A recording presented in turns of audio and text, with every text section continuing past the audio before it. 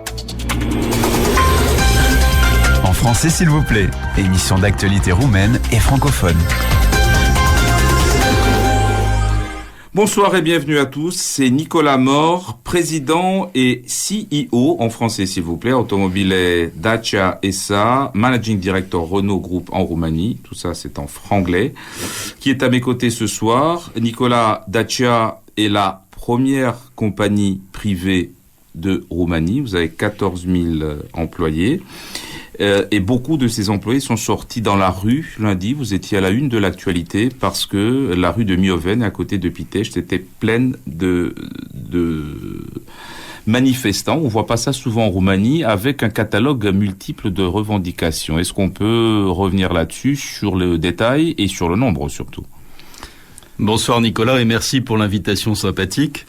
Oui, donc effectivement, le groupe Renault en Roumanie, qui comprend Automobile Dacia, est bien la première entreprise du pays, avec un chiffre d'affaires qui n'est pas encore publié, mais qui sera supérieur à celui de l'année dernière, et 16 600 personnes à fin décembre.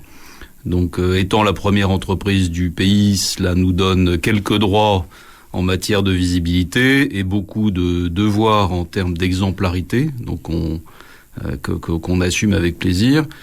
Je rappelle aussi que Dacia, c'est une histoire de succès. Maintenant, presque 16 ans que Renault est arrivé en Roumanie, est revenu en Roumanie pour reprendre Dacia, et que l'association de la reprise de Dacia et du développement et du lancement de la gamme Logan a été un grand succès initialement en Roumanie, en Europe orientale, et puis à votre grande surprise peut-être, surtout ça a été, oui, ça a été effectivement une surprise, puisque on s'est aperçu assez vite que les Dacia qu'on produisait en Roumanie pour le marché roumain se retrouvaient sur le marché français grâce à des importateurs plus ou moins autorisés, et finalement le président Schweitzer à l'époque avait décidé de libérer les importations des véhicules Dacia avec un business model extrêmement frugal qui a bien marché et qui a séduit beaucoup de Français, mais aussi nos clients dans 45 pays aujourd'hui. Alors bon, pour revenir à la manifestation de lundi, donc d'abord je précise que c'est une initiative du syndicat automobile Dacia qui a un taux d'adhésion d'environ 80% à Pitești-Mioven.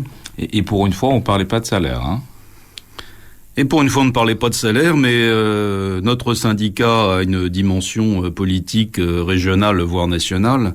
Et donc, lorsqu'il entend se faire entendre, il arrive à monopoliser l'attention dans la région. En termes diplomatiques, Nicolas, ils savent faire. Oui, ils sont très organisés. Voilà. Moi, j'étais là déjà en 2008 quand il y a eu la grande grève de 3 semaines. Et je peux effectivement attester qu'ils sont très bien organisés. Quelles sont les revendications? Ils savent monter leurs revendications. Oui. De quoi on parle? Quel est le problème qui fait mal? Alors bon, il y en a plusieurs en fait. Donc il y avait 4 points dans cette manifestation. Les 2 premiers concernaient le planning de réalisation de l'autoroute Pitești-Sibiu, du tronçon Pitești-Sibiu du corridor 4 pan-européen, qui bien évidemment est pour nous un enjeu important pour nous, Dacia Renault, mais bien sûr pour l'ensemble du pays.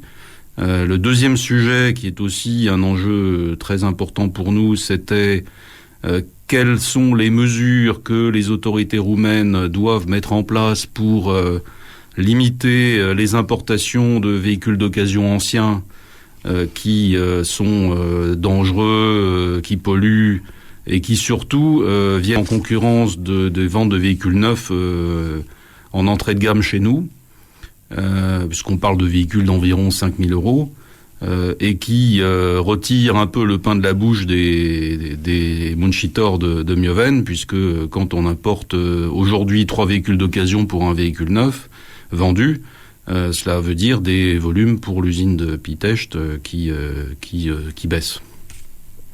Donc ça, c'était les 2 premiers points sur lesquels nous sommes complètement d'accord.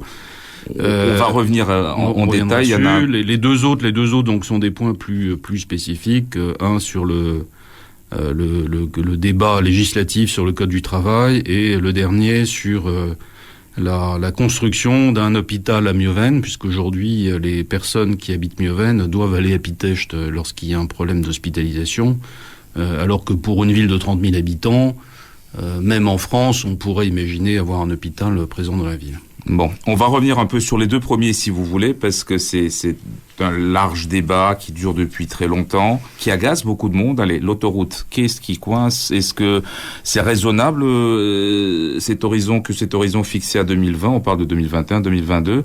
Et pourquoi ça coince, Nicolas Mort, depuis si longtemps? Avant de parler de la Roumanie, je voudrais donner un petit témoignage personnel, puisque j'étais allé en Allemagne de l'Est juste après l'ouverture de la RDA de l'époque, et dans les mois qui ont suivi, on a vu les travaux de reconstruction des autoroutes hitlériennes débuter à une vitesse extraordinaire, alors que ici en Roumanie, de 89 à aujourd'hui, on a dû construire de mémoire à peu près 600 km d'autoroutes, ce qui fait qu'aujourd'hui, la Roumanie est le pays le moins bien doté en Europe en termes d'infrastructures.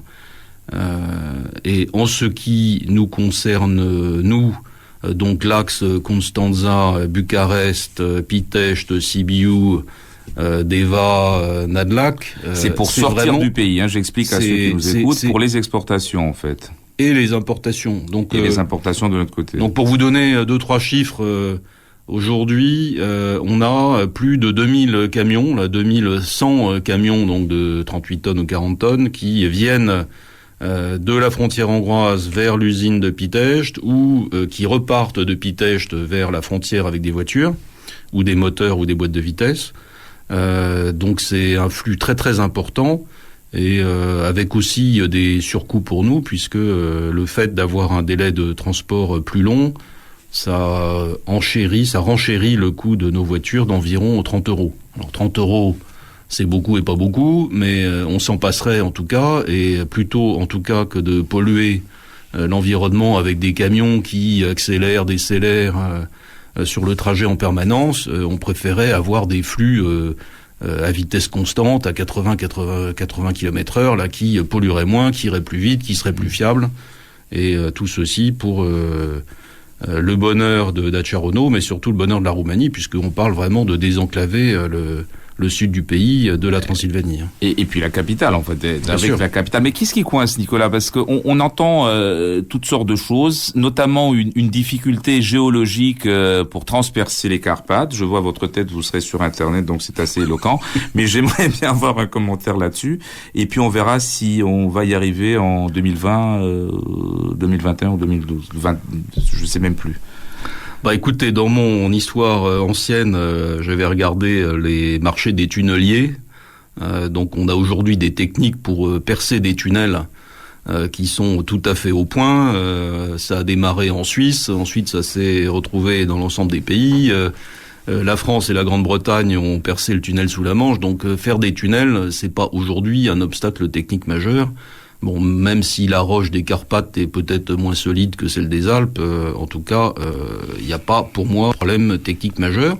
Ce qu'il y a de vraiment important, c'est d'avoir une vraie direction politique et que les autorités roumaines reconfirment, et cela a été le cas récemment par le gouvernement Cioloș, reconfirment que cette autoroute pan-européenne dite Corridor 4 soit vraiment réalisée dans les meilleurs délais. Mais alors, ça veut dire quoi les meilleurs délais alors ? 2020, 2021, 2022, est-ce qu'on va voir quelque chose? Je sais pas, un début de travaux. Est-ce que vous êtes optimiste? Est-ce que je sais pas. Peut-être que c'est une question qui vous enquiquine depuis le temps à force d'être posée et à force de donner toujours les mêmes réponses et de recevoir surtout les mêmes réponses de la part des autorités. Bon alors. D'après ce que l'on sait et ce qui est répété par les autorités aujourd'hui, c'est que les études seraient terminées à la fin de cette année, donc fin 2016, que le tronçon Pitești-Sibiu serait divisé en 5 sections, que les 2 premières sections au sud et au nord seraient terminées en 2019 et que les 5 seraient terminées on va dire vers 2020-2021. Donc si ceci se réalise, ce sera finalement plutôt pas mal. Maintenant, il faut vraiment continuer à appuyer sur la pédale d'accélérateur pour que ce planning tienne et que on n'ait pas de découverte ou d'incidents qui nous fassent prendre encore des années de retard, quoi. La Roumanie, en français s'il vous plaît. Avec Nicolas Mort, le patron du groupe Dacia Renault, et vous vouliez préciser quelque chose pendant le jingle, vous me faisiez signe, Nicolas. Oui. Non, je précise pour éviter toute ambiguïté par rapport à ce qui avait pu être dit en 2014 que Dacia Renault ne quittera pas la Roumanie du fait d'un retard de réalisation de l'autoroute. Vous devancez mon planning d'interview. Oui, mais pour ça qu'on s'appelle Nicolas tous les deux, cher ami. Bon, alors, mais attendez, parce que là, si vous êtes parti par là, je peux vous enquiquiner réellement. Et dois-je comprendre qu'il y aura peut-être d'autres motifs qui vous feraient envisager un éventuel retrait, dont on parle beaucoup en Roumanie quand même, il faut dire les choses telles qu'elles sont. Pour nous, c'est simple. Si vous voulez, on a investi plus de 2 milliards d'euros en Roumanie. On ne souhaite pas partir comme cela. Ce qu'il y a d'essentiel, c'est de retrouver un volume de marché intérieur suffisant, ce qui aujourd'hui n'est pas le cas, et de rester compétitif. Donc, sur le marché intérieur, on pourra en parler après, c'est tout ce qui concerne les véhicules d'occasion, le renouvellement du parc, j'allais y etc. venir, ces rabats, effectivement. Bon, sur la compétitivité, donc là, c'est un juste équilibre entre l'évolution des salaires, de nos salaires qui sont déjà assez élevés, notamment pour l'école bleue, et d'autre part, le taux de modernisation, robotisation de l'usine. Bon, je dois dire qu'aujourd'hui, on pense pouvoir trouver cet équilibre et que donc, si nos négociations annuelles avec le syndicat automobile Dacia continuent à se dérouler de façon positive, je suis convaincu qu'on arrivera à garder cette usine compétitive, autant pour les véhicules que pour les organes mécaniques. Alors bien évidemment, si l'autoroute arrive réellement en 2020-21, ce sera un grand avantage, donc on compte vraiment dessus, mais c'est pas non plus du premier ordre dans les décisions. Bien, on va parler de Rabla, donc ce fameux programme Rabla 2016, parce que je vous avoue qu'on n'y comprend plus grand-chose. Le marché automobile et Dacia, le marché a repris en 2014, cette reprise a continué en 2016. Là, apparemment, c'est en débat public, c'est un débat qui devait être tranché cette semaine. On ne sait pas s'il a été tranché par les autorités ou pas. En tout cas, des 200 millions de lei qui étaient alloués à Rabla, on passe à 135, donc on en perd 65 000. Je comprends pas très bien la logique de la chose. Et en plus, en lisant avec une grande attention l'interview de Madame Palmer, ministre de l'Environnement, j'ai cru comprendre, mais elle n'a pas détaillé, et c'est dommage, qu'il y aura un Rabla Plus lié à l'électrique. Est-ce que vous pouvez nous sortir de la bouteille de l'encre, s'il vous plaît, Nicolas Mort? Bon, je voudrais resituer un tout petit peu le débat. Tout d'abord, là, quand vous dites que le marché augmente, c'est vrai quand vous regardez sur une période récente, mais quand vous regardez sur une période plus longue, entre 2006, 2007 et aujourd'hui, la réalité, c'est que les ventes de véhicules neufs dans le pays ont été divisées par 3. Donc, en 2015, si on prend les chiffres de l'APIA, l'association des producteurs importateurs, là, on est à un peu moins de 113 000 véhicules. Mais quand vous vous ramenez en 2007, on était à plus de 350 000. Quand on compare ces chiffres aux autres pays européens, aujourd'hui on vend 4 voitures pour 1000 habitants, ce qui est la moitié de la Pologne, la moitié de la Hongrie et bien moins que les autres pays d'Europe. Et puis d'autre part, si vous regardez le parc automobile, il y a aujourd'hui plus de 5 millions de véhicules d'autotourisme qui roulent dans le pays. Il y en a la moitié qui ont plus de 12 ans, il y en a les 3/4 qui ont plus de 9 ans. Le parc continue de vieillir, on est aujourd'hui à 14 ans d'âge moyen, donc ça devient préoccupant. Donc tout ce qui avait été réussi après les années 2006-2007 est en train de se diluer progressivement avec un vieillissement du parc important. Et tous ces flux de véhicules d'occasion dont on parlait, là, 3 véhicules d'occasion pour un véhicule neuf vendu, Tous ces véhicules d'occasion qui nous arrivent sont des véhicules anciens qui ont, pour les 2/3 aussi, plus de 8 ou 10 ans d'âge, avec des normes d'émission Euro 3 ou pire, Euro 2, 1 et 0.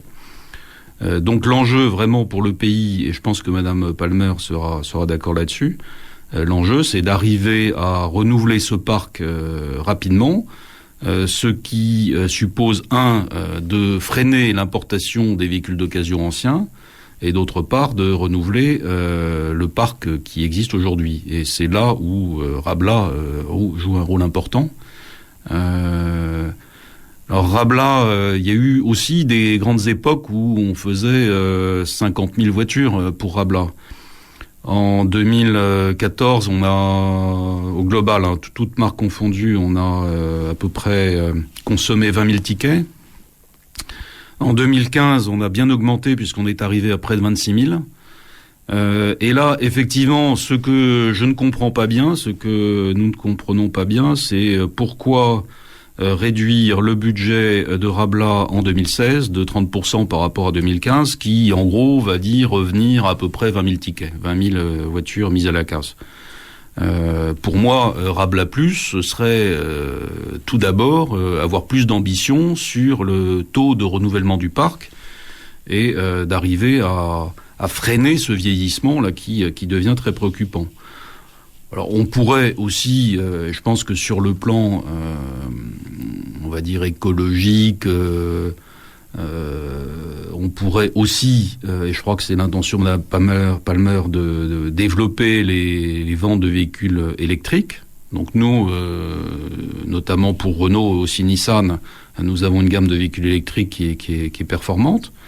Mais ça va forcément rester à un niveau relativement symbolique tant que le pays ne s'est pas doté d'infrastructures de recharge. Donc véhicules électriques, pourquoi pas. Donc ça suppose effectivement de faire comme dans les autres pays. On peut penser à la France, à la Norvège avec des bonus importants pour les véhicules électriques. Qui permettront de vendre quelques dizaines, quelques centaines de véhicules électriques. Mais enfin, c'est pas significatif pour vous. Non, l'enjeu majeur pour moi, c'est le volume et, si possible, faire plus que l'année dernière encore. Alors, justement, parce que vous l'évoquiez tout à l'heure, j'aimerais savoir comment se déroule votre dialogue avec les autorités. Est-ce que vous avez l'impression d'être entendu, écouté Est-ce que les décisions se prennent rapidement Vous n'êtes pas les seuls à vouloir dialoguer très vite avec les nouvelles autorités, et je vous mettrai pas dans l'embarras pour faire une comparaison avec les anciennes, mais quand même c'est une question que tout le monde se pose, surtout à ce niveau-là de la première. Encore une fois, c'est la première compagnie privée de ce pays. Bon, tout d'abord, là, je précise que depuis notre arrivée en 99, les relations avec les autorités, quels que soient les gouvernements, ont toujours été très étroites. Ce qui est logique puisque nous sommes effectivement la première entreprise et le premier exportateur du pays, avec une grande visibilité. Avec le nouveau gouvernement de M. Cioloş et M. Bork et Mme Palmer là, qui s'occupent de ces sujets, nous avons eu aussi des rencontres au plus haut niveau dans les dernières semaines. Je pense qu'ils sont bien sensibilisés aux enjeux, que ce soit écologiques ou économiques. Maintenant, ce qu'il y a d'important, c'est que les décisions se prennent rapidement en ce qui concerne Rabla, donc le programme de renouvellement du parc, et aussi sur toutes les mesures qui permettraient de ralentir l'importation des véhicules d'occasion. Bucarest, en français s'il vous plaît. Avec Nicolas Mor, le président Dacia Renault ici en Roumanie. Deuxième séjour pour vous, Nicolas, ici en Roumanie. Vous étiez là une première fois entre 2006 et 2008. Et puis vous êtes revenu en 2014. Qu'est-ce qui a changé depuis ? En bien ou en mal d'ailleurs ? Bon, déjà, Nicolas, je dois dire que mon épouse, mes enfants et moi, nous aimons beaucoup la Roumanie. Nous trouvons nos amis roumains très courageux, très à l'écoute, très désireux de montrer qu'ils sont capables de s'inscrire dans l'Union européenne. J'étais ici début 2007, lorsque la Roumanie et la Bulgarie sont rentrées dans l'Union européenne, et je me rappelle des grandes fêtes qui avaient eu lieu, avec beaucoup d'espoir pour vous tous et pour nous tous. Je suis parti en 2008, juste avant la crise du Lehman Shock, et c'était encore une grande période de croissance et d'espoir. Et je suis revenu, alors pour être très précis, en décembre 2013. Donc après que la grande crise se soit à peu près résolue, mais néanmoins, en arrivant, j'ai encore vu des chantiers immobiliers qui n'étaient pas terminés. On parlait des infrastructures tout à l'heure. J'ai pu voir que la ceinture de Bucarest était toujours en travaux, avec une entreprise qui avait déposé son bilan. Donc on retrouvait les vicissitudes et les difficultés de la vie économique en Roumanie. Ce qui m'a en revanche complètement impressionné, c'est la montée en compétences des jeunes Roumains, que ce soit dans les métiers techniques ou dans les métiers économiques. On voit aujourd'hui dans toutes nos équipes un niveau de maturité et d'autonomie qui est bien supérieur à ce que j'avais connu en 2006, 2007, 2008. Donc pour moi, c'est très encourageant. Maintenant, on pourra peut-être en parler aussi. La difficulté, c'est comment garder ces Roumains talentueux, ces jeunes Roumains talentueux dans le pays et dans nos entreprises, puisque c'est vraiment l'enjeu. Si nous souhaitons être performants, cela s'appuie principalement sur la compétence de nos équipes. Bien, on va finir avec les questions rituelles sur la Roumanie. La première étant votre photo roumaine du moment. Quand on dit Roumanie, vous fermez les yeux, vous pensez à quoi, Nicolas Mort ? Alors je pense au 7e pays d'Europe par la population et probablement par la superficie, avec un risque démographique élevé. C'est confirmé. Ouais. Donc le point positif, c'est que même dans nos équipes, nous commençons à avoir des familles nombreuses. Donc, mais je pense qu'il faudrait aller plus loin en la matière et que l'enjeu démographique devienne une priorité nationale, comme cela avait été le cas en France après la guerre. Puisque si la Roumanie doit descendre à 15 ou 14 millions d'habitants, elle ne sera plus forcément le 7e pays d'Europe. C'est la photo. Oui, c'est très boulot là. Ah oui, ben on va parler du reste après. Oui.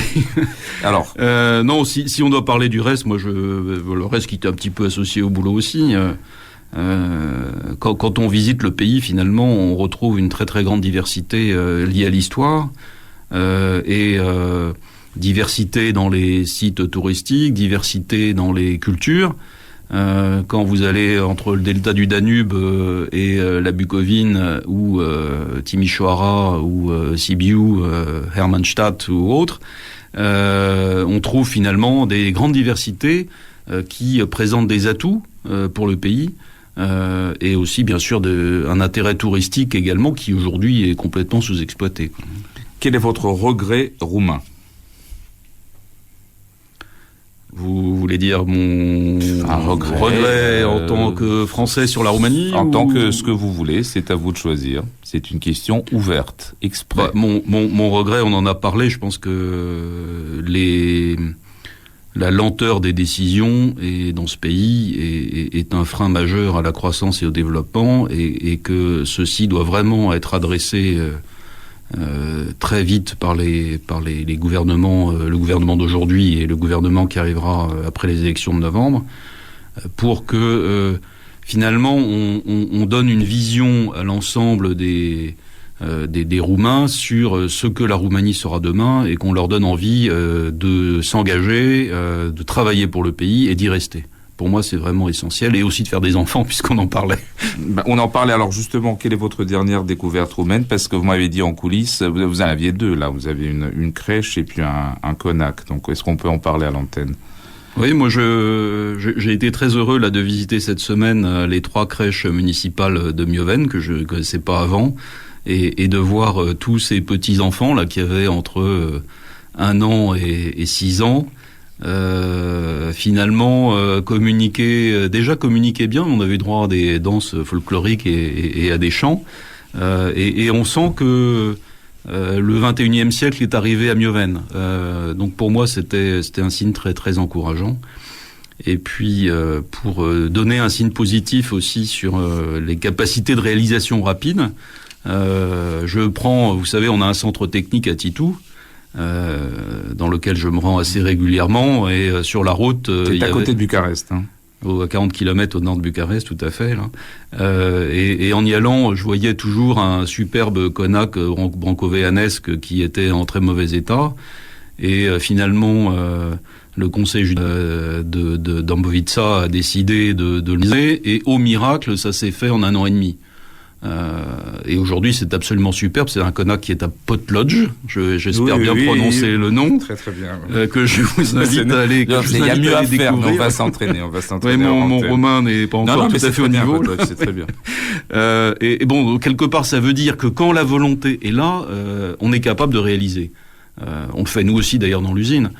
Donc si ce qu'on voit chez Dacia ou à Potlodge se produisait partout, finalement, ce pays a une capacité de développement extraordinaire. J'avais dit une fois, pour plaisanter à moitié, que 4% de croissance c'était très bien, mais que le pays pourrait faire beaucoup plus. Et franchement, j'en suis complètement convaincu.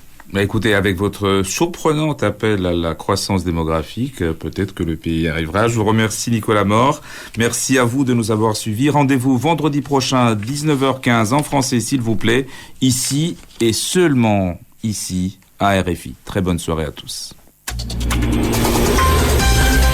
En français, s'il vous plaît, émission d'actualité roumaine et francophone.